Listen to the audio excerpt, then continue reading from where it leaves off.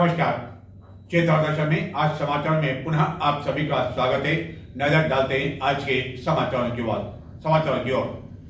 होली के बाद चित्तौड़गढ़ जिले में जगह जगह गेर नृत्य के साथ ही महिलाओं द्वारा इन दिनों दशा माता की कहानियां सुनी जा रही है। होली पर्व के बाद चित्तौड़गढ़ नगर के आसपास के ग्रामीण क्षेत्रों के साथ ही जिले भर में इन दिनों अलग अलग समूह द्वारा गेर नृत्य किया जा रहा है। वहीं आगामी दिनों में दशा माता के पर्व को लेकर विभिन्न स्थानों पर महिलाओं द्वारा समूह में कहानियां सुनी जा रही है।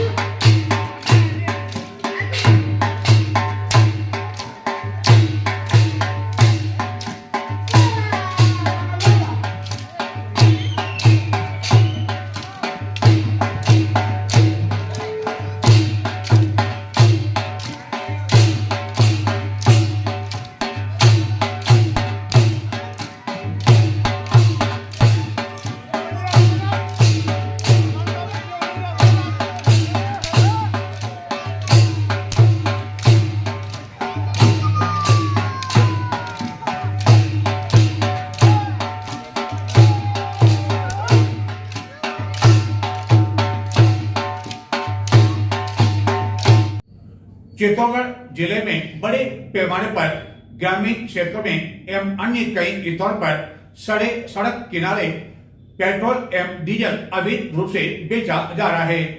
और चौंकाने वाली बात यह कि कुछ स्थानों पर तो जो पेट्रोल पंप है उससे भी कम दर पर यह पेट्रोल और डीजल बेचा जा रहा है। आखिरकार यह कैसे संभव है, क्योंकि इन स्थानों पर जो पेट्रोल डीजल बेचा जा रहा है वह पेट्रोल पंपों से अधिक दर पर मिलना चाहिए। लेकिन इस तरह की चौंकाने वाली जानकारी से यह स्पष्ट है कि या तो यह मिलावट पेट्रोलियम पदार्थ बेचा जा रहा है या जो पेट्रोलियम के जो भंडार है चित्तौड़गढ़ के समीप जो पेट्रोलियम का जो डिपो है वहां से जो पेट्रोल के टैंकर निकलते हैं, डीजल के टैंकर निकलते हैं, उनके द्वारा बीच रास्ते में ही यह डीजल पेट्रोल ऐसे लोगों को सस्ते दर पर बेच दिया जाता है, जो कि बाजार रेट से भी कम रेट पर यह पेट्रोल और डीजल बेच रहे हैं और यह खुले आम कह रहे हैं कि वह ब्लैक में बेच रहे हैं। भाई साहब डीजल मिलेगा क्या? डीजल नहीं है। डीजल तो नहीं है यहाँ पे, पेट्रोल है। पेट्रोल है। क्या भाव है? 100 रुपये लीटर। 100 रुपये लीटर। बाजार में 110 है। ये 2 नंबर का सर, वो लाइसेंस वाला है, ये लाइसेंस वगैरह का। तो मिलावट तो नहीं है कहीं? नहीं नहीं, माल वही है। तो बाजार में 110 मिल रहा है, यहाँ 100 कैसे मिल रहा है? तो ब्लैक में ज़्यादा मिलना चाहिए ना। नहीं, तो डीजल तो नहीं है यहाँ पे, पेट्रोल है। हाँ मिल रहा है, ब्लैक में मिल रहा है। अब वहाँ डीजल कहाँ मिलेगा? डीजल कहाँ मिलेगा? वो बिल्डिंग दिख दी, हाँ इनके सामने। अच्छा, वैसे ही 2 नंबर में। हाँ 2 नंबर में कोई दिक्कत नहीं है, हमें तो गाड़ी चलानी है, हमारे क्या मतलब। हाँ नहीं मिल रहा है यहाँ पे तो। हाँ 2 नंबर में मिल रहा है। क्या भाव होगा वहाँ डीजल? क्या भाव होगा डीजल? 90 रुपये। 90। तो जितना चाहिए मिल जाएगा ना? हैं जितना चाहिए। हाँ तो उसमें तो ख़राब हो जाएगा, फिर ये पेट्रोल डालेंगे तो ख़राब हो जाएगा। आगे डीजल आगे अभी है इसमें गाड़ी में मेरे 15-20 किलोमीटर चले। कितना पेट्रोल में कितना दूर होगा? और ये 9 किलोमीटर। नहीं इधर हमको इधर जाना है। इधर जाने? हाँ इधर ही है 9 किलोमीटर। हाँ तो 9 किलोमीटर पेट्रोल तो है, फिर वहीं से भराऊँ फिर। हाँ फिर 2 नंबर का क्यों भराऊँ? हाँ चलो ठीक है। हाँ चलो आगे कपासन कितना दूर है? 9 किलोमीटर। 9 किलोमीटर है ना? 13 किलोमीटर। तो पेट्रोल में तो 9 किलोमीटर मिल जाएगा ना? हाँ, 9 किलोमीटर। अच्छा ठीक है। इधर जाओ तो 9 किलोमीटर। चलो हाँ ठीक है, चलो मिलते हैं फिर अपन। चित्तौड़गढ़ जिले के कपासन उपखंड क्षेत्र में विभिन्न स्थानों पर सड़क किनारे जहां तहां अवैध रूप से पेट्रोल एवं डीजल बेचे जाने की शिकायत चित्तौड़ दर्शन को गत कई दिनों से मिली थी, जिसके बाद सोमवार को चित्तौड़ दर्शन द्वारा कपासन उपखंड क्षेत्र में विभिन्न स्थानों पर स्टिंग ऑपरेशन किया गया और इस दौरान कई लोग खुले तौर पर यह पेट्रोल एवं डीजल अवैध रूप से बेचते हुए पाए गए, जिन्होंने बताया कि जितना चाहिए उतना मिल जाएगा।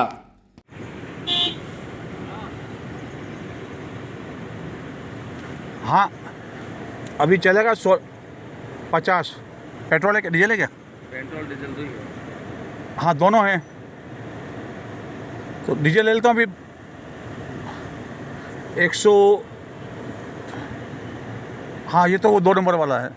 क्या भाव है, क्या रेट क्या है? नहीं, आपका डीजल पेट्रोल भरवाना यहाँ पंप आ रहा है आपके आगे, गाड़ी में ज़्यादा डलवाना हो तो सीएनजी डलवाना हो तो भी है। ये सीएनजी नहीं चाहिए मुझे, 10 लीटर चाहिए। 10 लीटर पेट्रोल तो पेट्रोल ही चाहिए, डीजल चाहिए? डीजल 100 रुपये लीटर और पेट्रोल? पेट्रोल 120। 120 क्या करूँ बताओ? वही से लो ऑफिस। पंप कितना दूर है? पंप है 5-6 किलोमीटर। 5-6 किलोमीटर है। हाँ, तो यहाँ तो 120 है, वहाँ तो सस्ता होगा ना? वहाँ तो सस्ता 10 रुपये का फ़र्क आएगा। 10 रुपये फ़र्क आएगा। चलो ठीक है, ठीक। हाँ हाँ ठीक है, ठीक। हाँ हाँ चलो। हाँ ठीक है, ठीक है, ठीक है।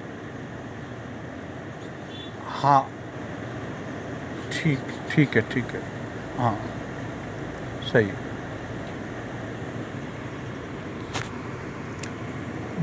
हाँ,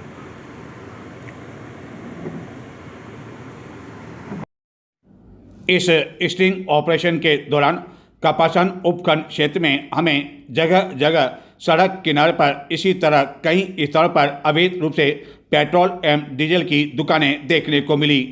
किसी स्थान पर पेट्रोल 120 रुपये तो किसी स्थान पर बाजार से भी 10 रुपये कम मिल रहा था, जबकि डीजल के भी अलग अलग भाव थे। इनके यहाँ पेट्रोल 100 रुपये लीटर मिल रहा, जबकि बाजार में पेट्रोल की दर 110 रुपये लीटर है। अब सवाल यह उठता है कि आखिरकार यह अवैध रूप से पेट्रोल बेच भी रहे हैं तो सस्ते में किस तरह संभव है? ऐसा लगता है कि यहाँ कोई बहुत बड़ा खेल हो रहा है।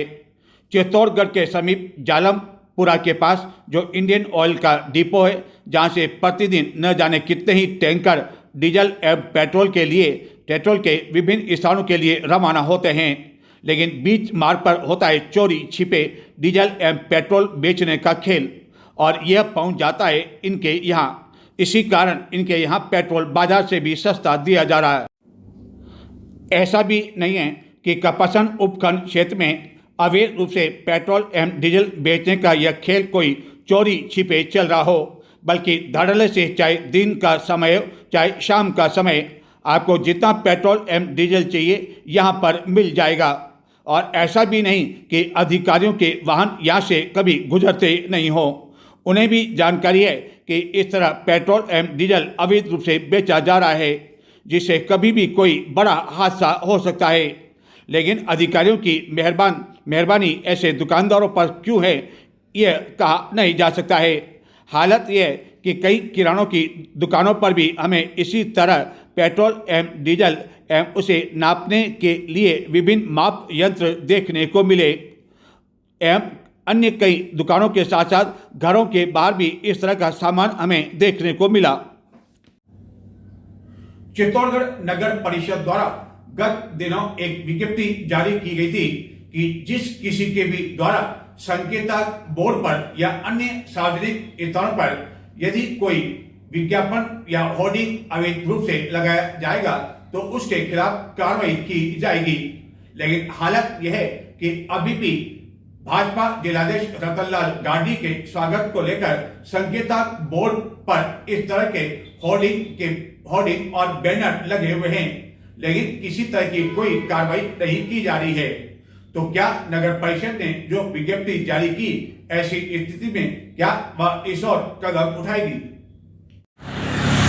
चित्तौड़गढ़ के नवनियुक्त भाजपा जिलाध्यक्ष रतनलाल गांधी को लेकर नगर में गत दिनों जहां तहां भाजपा समर्थकों द्वारा संकेतक बोर्ड पर भी इस तरह के बैनर लगा दिए गए, जिसके बाद मीडिया में यह मामला आने पर कई स्थानों पर संकेतक बोर्ड हटा दिए गए, लेकिन हालत यह है कि नरपत की खेड़ी के समीप एक संकेतक बोर्ड पर अभी भी इस तरह का बैनर लगा हुआ है।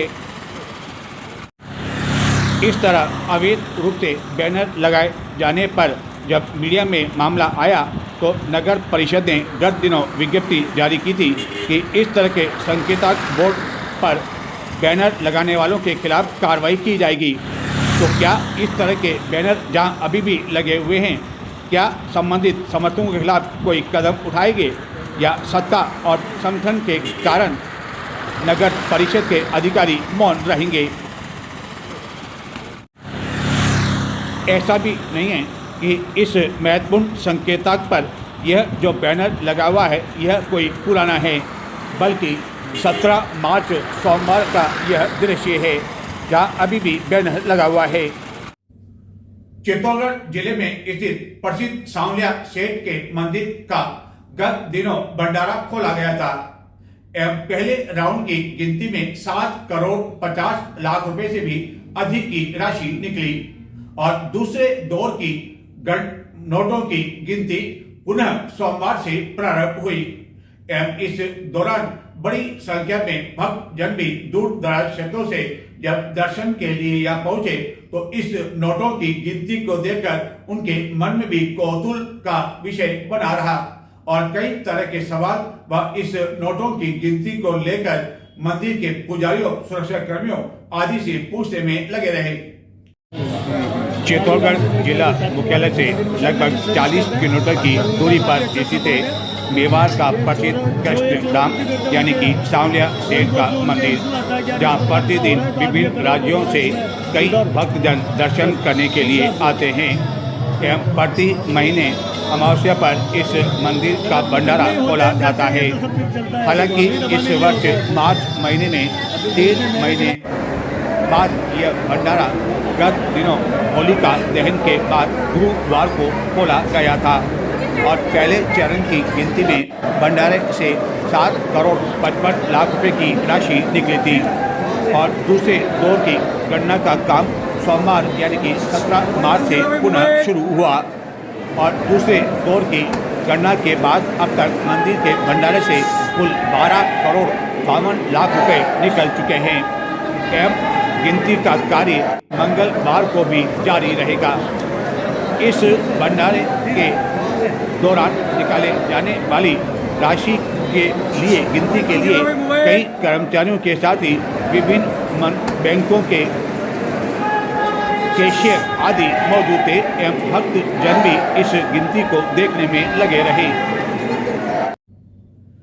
कहने को तो सांवलिया के भंडारे से प्रति माह 17-18 करोड़ रुपए निकलते हैं एवं अरबों रुपए का खजाना सांवलिया सेठ के पास है, लेकिन हालत यह है कि प्रतिदिन कई स्थानों से सांवलिया जी मंदिर दर्शन करने वाले कई भक्तों को यहाँ का जो प्रसाद है प्रसिद्ध मठरी वह उन्हें नहीं मिल पा रही है और बैरंग लौटने के लिए मजबूर होना पड़ रहा है।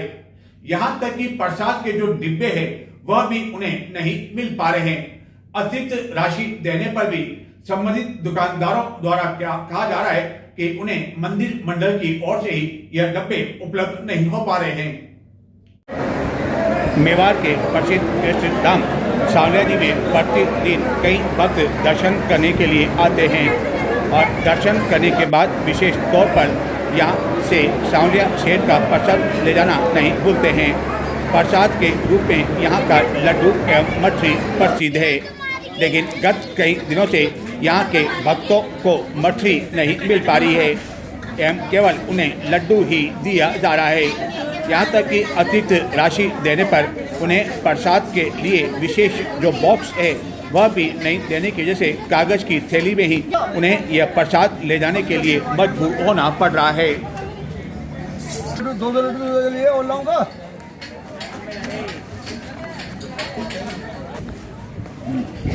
क्या आप वापिस जा रहे हैं, खाली आ जा रहे हैं? क्या लेना आए थे आप? मछली लेना है। मछली नहीं मिली? नहीं मिली।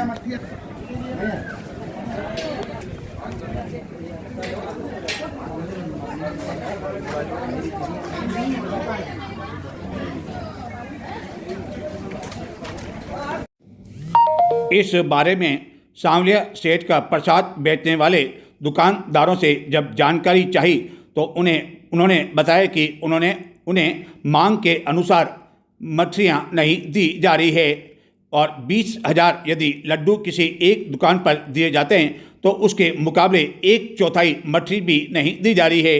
ऐसी स्थिति में वह आखिरकार भक्तों को कहां से मछली दें, जिसके कारण उन्हें बैरंग लौटने के लिए मजबूर होना पड़ रहा है। प्रसाद के लिए जो बॉक्स है वह भी उन्हें श्री सांवलिया मंदिर मंडल की ओर से उपलब्ध नहीं करवाए जा रहे हैं। मंदिर मंडल का कहना है कि मछली बनने में काफ़ी अधिक समय लगता है, इस कारण उतनी अधिक आपूर्ति नहीं हो पा रही है। चित्तौड़गढ़ जिले के प्रसिद्ध श्री सांवलिया मंदिर में प्रतिदिन दर्शन करने वाले भक्तों द्वारा यहाँ लगाए गए भंडारे में नकद राशि, सोना चांदी के आभूषण तो चढ़ाए जाते हैं एवं कार्यालय में भी भेंट किए जाते हैं, लेकिन गत कई वर्षों से इस भंडारे में अफीम एवं अन्य नारकोटिक्स पदार्थ भी डाला जा रहा था और सांवलिया मंदिर मंडल के अधिकारियों एवं अन्य कर्मचारियों द्वारा इसकी जानकारी नारकोटिक्स विभाग एवं पुलिस को नहीं दी जा रही थी और यह सारा नारकोटिक्स का जो पदार्थ है वह भंडारे के नीचे गर्भगृह में रखा जा रहा था।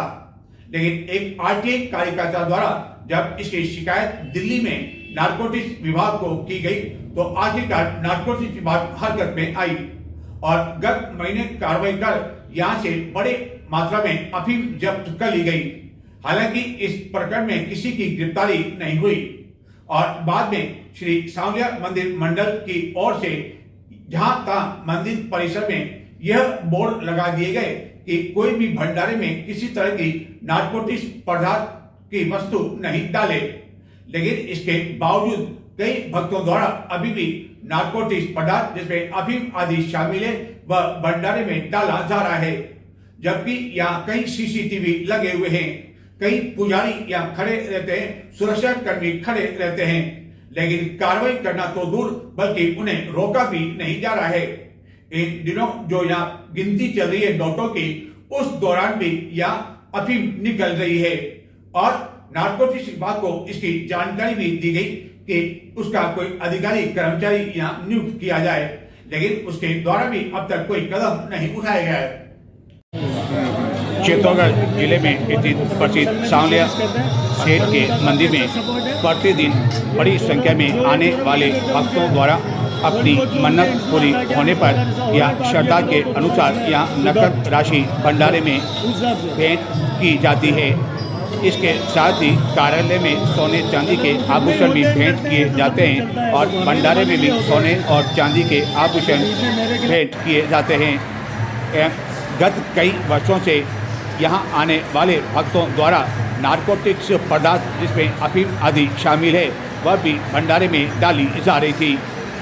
गत दिनों एक आरटीआई कार्यकर्ता द्वारा जब नारकोटिक्स विभाग के आला अधिकारियों को दिल्ली में इसकी शिकायत की गई तो नारकोटिक्स विभाग के अधिकारी हरकत में आए और गत महीने यहाँ कार्रवाई करने के दौरान बड़ी मात्रा में अफीम जब्त कर ली गई थी। हालांकि किसी को इसमें अभियुक्त नहीं बनाया गया, जिसके बाद श्री सांवलिया मंदिर मंडल परिसर श्री सांवलिया मंदिर परिसर में जहां तहां मंदिर प्रशासक की ओर से यह बोर्ड लगा दिए गए कि किसी भी भक्त द्वारा अब यदि नारकोटिक्स पदार्थ लेकर वह प्रवेश करता है और भंडार पेटी में डालता है तो जघन्य अपराध की श्रेणी के अंतर्गत आएगा और उसके खिलाफ सख्त कार्रवाई की जाएगी। लेकिन स्थिति यह है कि इस तरह के कई बोर्ड जहां तहां लगाए जाने के बावजूद भंडारे में नोटों के साथ अफीम भी डाली जा रही है। सूत्रों से मिली जानकारी के अनुसार गुरुवार को जब पहले दौर की गिनती हुई थी तो उस समय यहाँ से अफीम भी निकली थी। श्री सांवलिया मंदिर मंडल के प्रशासक एवं अन्य को भी यह जानकारी है कि इस तरह के बोर्ड जहाँ तहाँ लगाए जाने के बावजूद भक्तों द्वारा जो भंडारे में अफीम आदि डाली जाती है उसे रोकना इतना आसान नहीं होगा और केवल यह बोर्ड इसलिए लगा दिया गया ताकि प्रशासक एवं अन्य अपना पल्ला झाड़ना चाहते हैं। एवं इनका कहना है कि नारकोटिक्स विभाग को इस बारे में अवगत करा दिया गया है कि जब इस तरह की गिनती हो तो उनकी ओर से यहाँ कोई मौजूद रहे, ताकि सारी जब गिनती हो जाए और जो अफीम हो वह उन्हें सौंपी जा सके। लेकिन सबसे बड़ा सवाल यह कि यहाँ पर जहाँ सीसीटीवी कहीं लगे हुए हैं और उस सीसीटीवी कैमरे के सामने भंडारे में कई लोगों द्वारा जो अफीम डाली जाती है, तो आखिरकार उसको रोकना क्यों नहीं संभव हो पा रहा है।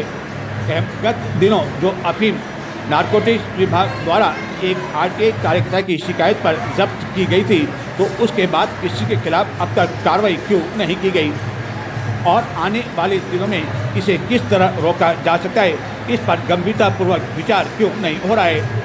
क्योंकि संभवतः देश का यह ऐसा पहला मंदिर होगा जहाँ की नकद राशि सोने चांदी के साथ अफीम आदि भी श्रद्धालुओं द्वारा चढ़ाई जाती है और उसके पीछे कई तरह के कारण हैं जिसकी चर्चा हम यहाँ करना नहीं चाहते हैं, क्योंकि कई लोगों को मालूम है कि आखिरकार इसके पीछे कारण क्या है और शायद क्या अधिकारी इसी कारण इसे गंभीरता से नहीं ले रहे हैं और केवल यहाँ बोर्ड लगाकर इतनी शरीफ कर दी गई।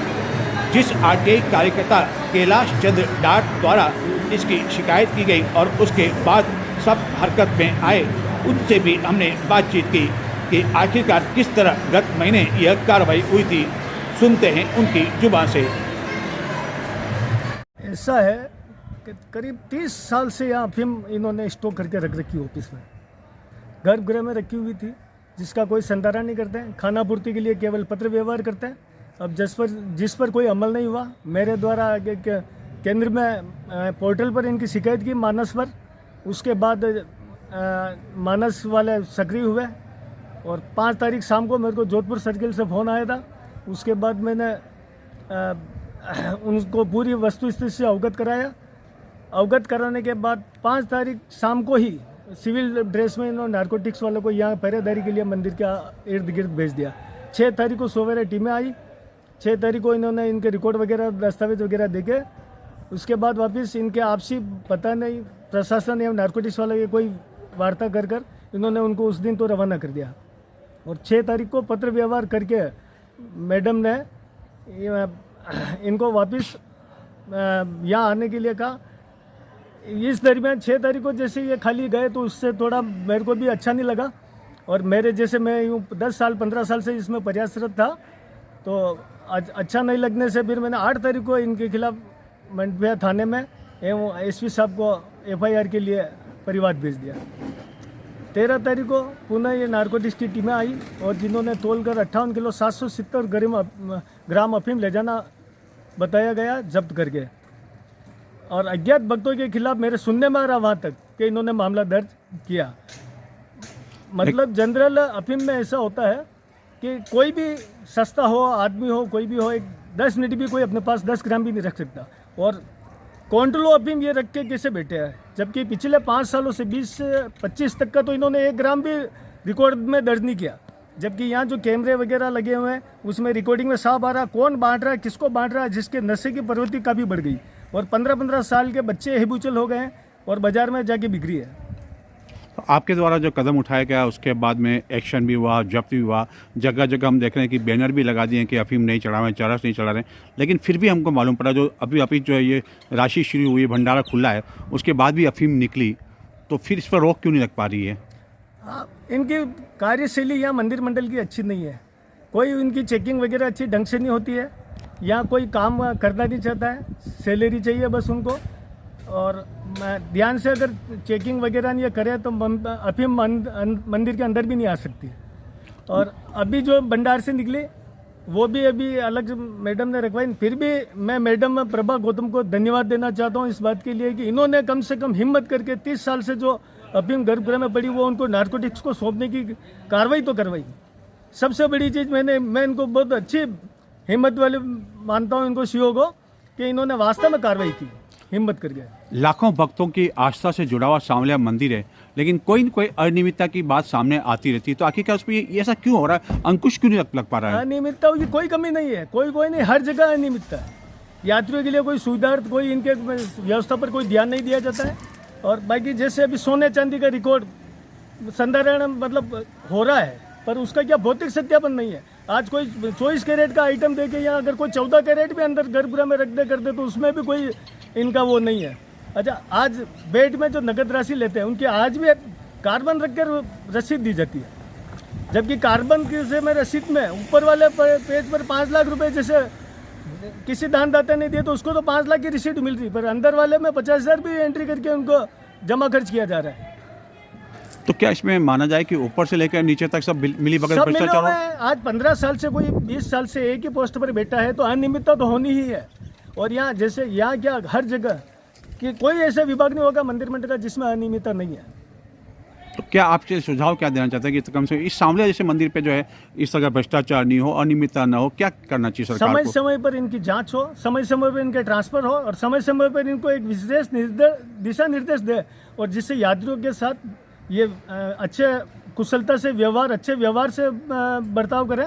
बाकी यहाँ तक यात्रियों तक को थप्पड़ तक मारे जाते हैं। मतलब इतना यूँ आवेश में यहाँ मंदिर के यहाँ एक यात्री 600 किलोमीटर से आता है, यहाँ कोई थप्पड़ खाने के लिए नहीं आता है। अभी थोड़े दिन पहले की घटना, एक मंदिर के बेट भंडार के वहाँ एक लड़की गार्ड ने एक यात्री को थप्पड़ मारी जिस पर कोई कार्रवाई नहीं हुई और वापस वहीं लगा रखी उसको। गत कई दिनों से जो सांवलिया जी का मुख्य मंदिर है उसके बाहर एक पुजारी को बिठा दिया गया है, जिसके द्वारा वहां एक आरती की थाली रखी हुई है और भक्त जन उसमें पैसा चढ़ा रहे हैं। हालांकि भक्तों की यह श्रद्धा है और श्रद्धा को लेकर हम किसी तरह की कोई बात भी नहीं कह सकते, लेकिन सबसे बड़ा सवाल यहाँ यह उठा है कि जब भक्तजन सांवलिया मंदिर में राशि चढ़ा रहे तो आखिरकार बाहर केवल एक पूजा की थाली, आरती की थाली लिए एक व्यक्ति को बिठाना और वहां भक्तों द्वारा जो पैसा चढ़ाया जा रहा है उसकी गिनती आखिरकार कौन कर रहा है? वह पैसे क्या भंडारे से जो राशि निकलती है जिसकी गिनती की जाती है, क्या उसकी भी गिनती की जा रही है या नहीं? इस पर भी सवाल या निशान लगाया जा रहा है। और आखिरकार यह नई परंपरा किसके कहने पर शुरू की गई और इसके पीछे आखिरकार उद्देश्य क्या है? प्रतिदिन सांवलिया सेठ के दर्शन करने के लिए आने वाले कई भक्तों द्वारा जो मुख्य मंदिर है उसके भंडारे में राशि श्रद्धापूर्वक चढ़ाई जाती है, क्योंकि सांवलिया सेठ की आस्था लाखों करोड़ों भक्तों से जुड़ी हुई है। लेकिन गत कई दिनों से जो सांवलिया सेठ का जो मुख्य द्वार है, निकासी का जो दरवाज़ा है, उसके ठीक बाहर एक पुजारी द्वारा एक पूजा की थाली स्टूल पर रख दी गई है, जहाँ की एक दीपक भी रखा हुआ है, जहाँ बड़ी संख्या में भक्तों द्वारा उस दीपक की लौ से अपने आप को वह भक्तिमय महसूस करते हैं। लेकिन सवाल यह है कि यहाँ भक्तों द्वारा जो राशि चढ़ाई जा रही है उस राशि का हिसाब किताब कौन रख रहा है और यह नई परंपरा आखिरकार किसके कहने पर शुरू की गई और आखिरकार इसकी आवश्यकता क्यों पड़ी, जबकि केवल कुछ कदम की दूरी पर ही सांवलिया सेठ के दर्शन करने के बाद भक्तजन यहाँ आते हैं तो उन्हें यहाँ और चढ़ावा डालना पड़ता है। हालांकि ऐसा भी नहीं है कि भक्तों को इस पूजा की थाली में राशि भेंट करने के लिए मजबूर किया जाता है। काफ़ी देर तक यहाँ हम मौजूद रहे, लेकिन किसी भी भक्त को राशि डालने के लिए मजबूर नहीं किया गया।